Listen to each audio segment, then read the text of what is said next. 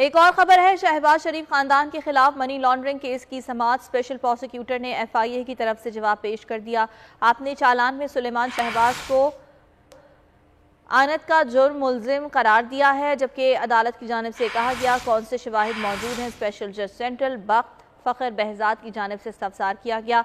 Suleman Shahbaz Ramzan sugar mills के मालिक थे, इसी बुनियाद पर मुल्जिम करार दिया गया है। तफ्तीशी अफसर की जानिब से ये बताया गया है। आपको मज़ीद ये भी बताएं कि ये कहानियाँ मुझे 7 वॉल्यूम से निकाल कर दिखाओ। अदालत की जानिब से यह हुक्म दिया गया। डायरेक्टर होना कोई जुर्म है, सुलेमान डायरेक्टर है तो इसको फांसी लगा देते हैं। जज की जानिब से ये रिमार्क्स दिए गए हैं और जज की जानिब से ये रिमार्क्स दिए गए 7 वॉल्यूम्स में से एक सबूत दिखा दो जो सुलेमान को मुल्जिम साबित करे। जवाब दो, इसलिए बुलाया है, मैंने मुंह देखने के लिए नहीं बुलाया।